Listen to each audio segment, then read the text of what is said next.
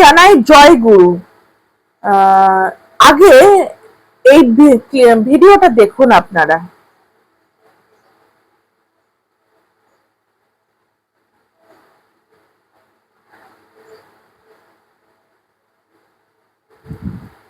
আমাদের এআই যুগে অনেক কিছুই মানে অন্যরকম করে দেওয়া হয়। যেমন যে মানুষগুলো চলে গেছে পৃথিবী ছেড়ে, তাদেরকেও নানান ভাবে নানান ভঙ্গিমায় মানে জীবন্ত করে তোলা হয় ছবির মাধ্যমে, ভাবে অন্যরকম ভাবে সব করা হয়।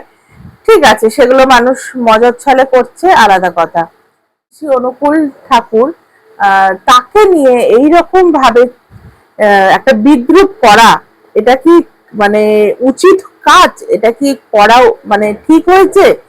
যিনি করেছেন আমি অত্যন্ত নিন্দার সঙ্গে জানাই যে তার মানে বুদ্ধি এবং ব্যক্তিত্ব সবই তিনি জলাঞ্জলি দিয়েছেন। আমি বলছি না যে আপনাকেও এই গুরুদেবের ছায়াতে আসতে হবে, এই গুরুদেবের দীক্ষা নিতে হবে। সেটা সম্পূর্ণ আপনার ব্যক্তিগত মত, আপনি কাকে দীক্ষা নেবেন, কোন গুরুকে মানবেন।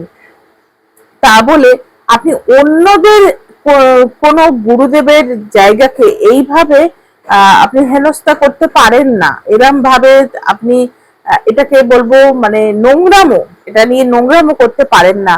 আমি তো পুরো ক্লিপিংসটা দিতেই পারলাম না, কারণ এতটাই জঘন্য, এতটাই খারাপ ভাবে করেছে। এবং দেখছি আমি তার মানে যিনি করেছেন তার প্রোফাইল তো খুঁজে বার করা সম্ভব না, কারণ এটা ছড়িয়ে গেছে।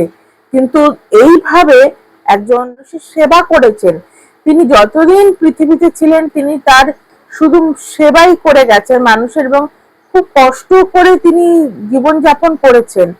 তাকে নিয়ে এইরকম ভাবে বিদ্রুপ করাটা আমি মনে করি অত্যন্ত অন্যায়ের কাজ করেছে যিনি করেছেন।